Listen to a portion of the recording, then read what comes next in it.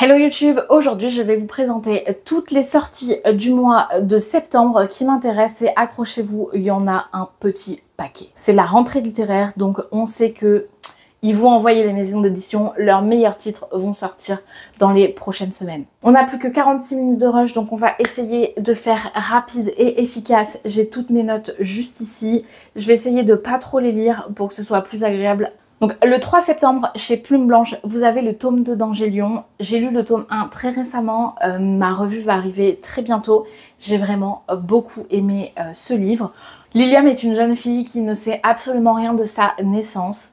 Elle ne connaît absolument pas ses parents et a été adoptée par une fille qu'elle appelle désormais sa tante. Sa tante a adopté une autre jeune fille un petit peu plus tard et malheureusement, un jour, cette jeune fille décide de sortir la nuit. Vous me direz, sortir la nuit, c'est pas trop problématique, sauf que dans le monde de Lilium, la nuit, quand les ténèbres arrivent, il y a les damnés qui ressurgissent et qui sont avides de meurtre. Une seule chose peut les éloigner, et c'est l'Angélion, donc la lumière divine de la déesse qui porte le même nom. Lilium décide de partir à la recherche de sa petite sœur adoptive pour la sauver. Lorsqu'elle la retrouve, ils se font attaquer par des damnés et elle ne sait pas pourquoi. Il y a de l'Angélion qui sort littéralement de son corps. Voyant ça, les gardes de la cité décident d'en informer le Fenir, donc leur roi, et il prend une décision particulière. Je vous en dis pas plus puisqu'il faut que vous lisiez ce livre. C'est un roman assez sombre, une dark fantasy, mais que vous pouvez lire à partir de 15 ans. Le 4 septembre, il y a Le Tisseur de Roi de chez Corrigan de Lydia Brasington. Dans le royaume de Verat, la magie est interdite. Les tisseurs vivent assez loin du roi et ils sont reclus. Nayla, elle, malgré les dangers, elle décide de ne pas respecter ses ordres. Elle a un but dans la vie, c'est de récupérer les tisseurs et de les exfiltrer loin de la ville. Mais un jour, elle va croiser le chemin de Tristan qui est une lame éternelle. Il est assez sanguinaire et après cette rencontre, sa vie vole littéralement en éclats. Soit elle meurt, soit elle met sa magie au service d'un monstre. Elle va avoir une mission, assassiner le rival du roi. Mais pour ça, elle va devoir s'infiltrer dans la cour avec personne d'autre que Tristan comme étant son faux mari. Donc toujours le 4 septembre, vous avez chez Hachette La Tisseuse de Mélodie de Sarah Abbasi. À Solvera, la musique a un pouvoir assez particulier puisqu'elle peut enchanter, manipuler, voire même tuer des personnes.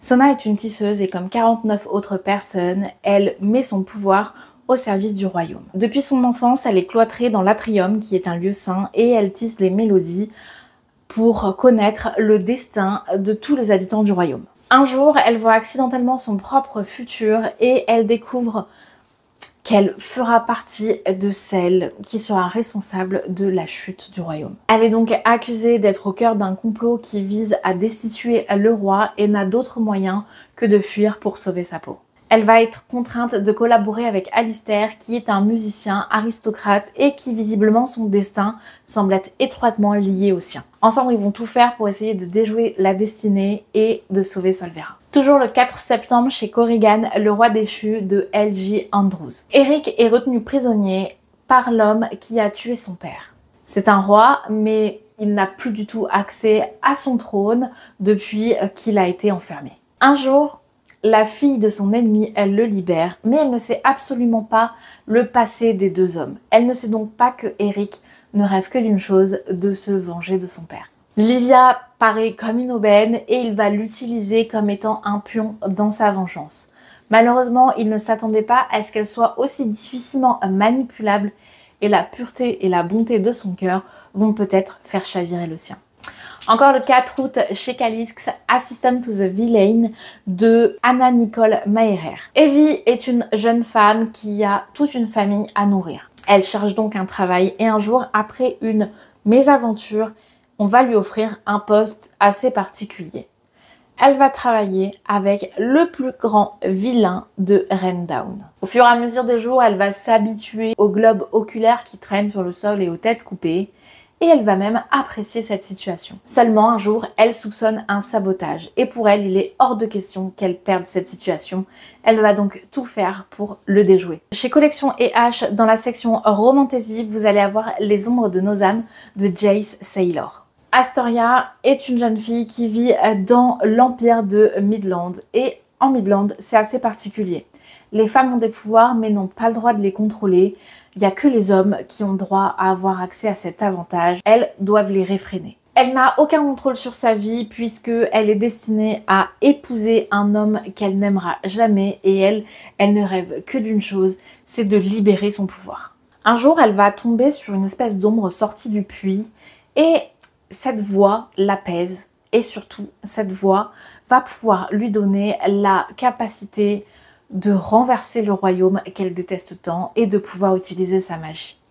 Elle va donc suivre les conseils de cet homme qu'elle ne connaît pas et il a l'air d'en savoir beaucoup sur comment renverser le gouvernement. Mais elle s'en fiche, tout ce qu'elle veut c'est gagner sa liberté, quitte à s'exposer à des dangers mortels, elle va accepter de collaborer avec cette ombre. Chez Adixésie, le 5 septembre, il va y avoir le 13e dieu qui va sortir de Jacobel, c'est Caballero.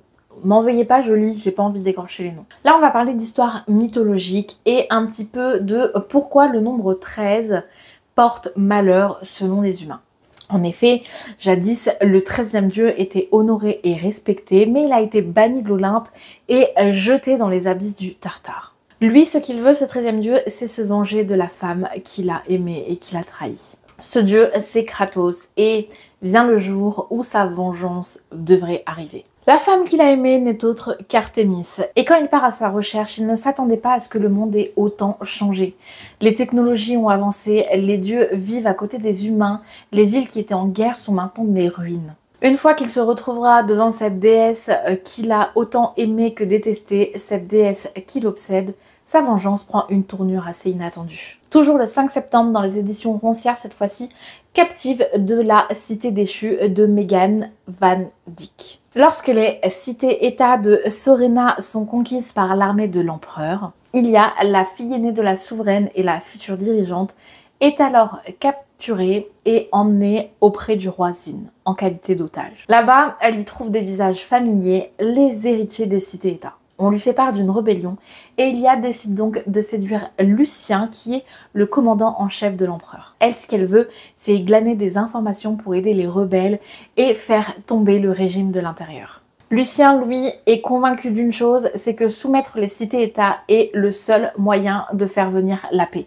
Le problème, c'est que les otages leur donnent beaucoup de fil à retordre et surtout Ilia, même s'il la trouve fougueuse et peut-être un petit peu attirante. Un jour, Ilia découvre des secrets auxquels Lucien ne s'attendait pas et sa perception change visiblement. Il va devoir donc faire un choix, soit entre sa loyauté envers l'empereur, soit entre le combat des résistants pour leur liberté. Il en reste 5.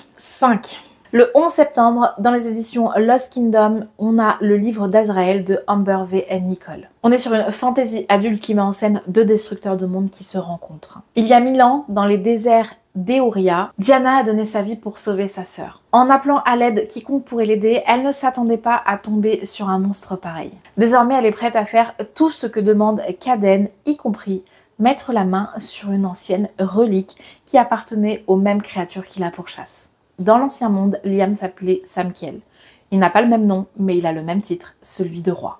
C'est un destructeur de monde, un mythe aux yeux de tout le monde, mais c'est un sauveur ainsi qu'un roi pour tous ceux qui lui ont juré la loyauté. Il a décidé de s'isoler après une guerre et il a rejeté sa couronne et son trône. Après une attaque envers des personnes qui lui sont chères, il se retrouve à nouveau dans une dimension qu'il n'aurait plus jamais voulu visiter. Mais également dans le collimateur d'un ennemi qu'il pensait enfermer à tout jamais. Le 18 septembre, j'ai lu un livre de Stéphane Plateau, Sous les eaux du monde.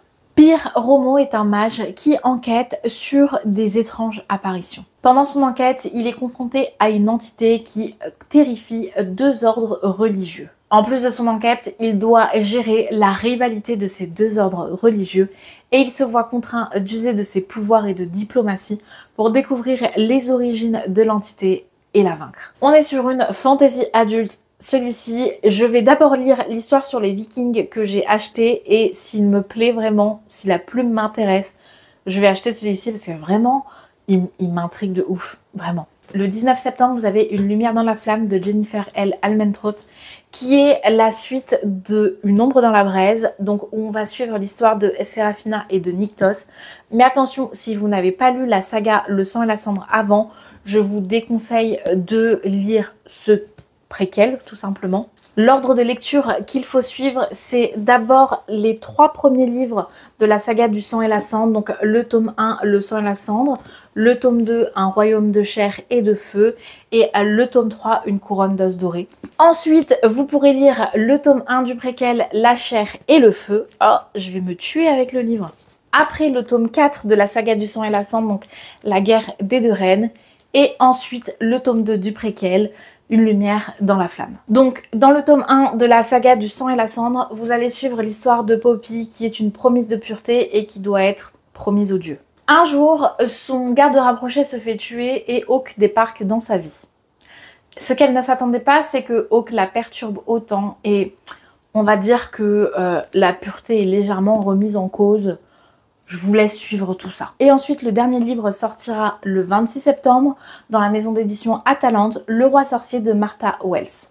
Caesteron et Zaid se réveillent tous les deux dans un tombeau et n'ont absolument aucun souvenir de comment ils sont arrivés ici. Caesteron, c'est un démon incarné parmi les humains et Zaid, c'est une sorcière de son état. Ils vont donc utiliser tous les deux leurs capacités pour découvrir comment ils sont arrivés ici et ils vont remonter la piste jusqu'à une inquiétante disparition, celle de l'épouse de Zaid.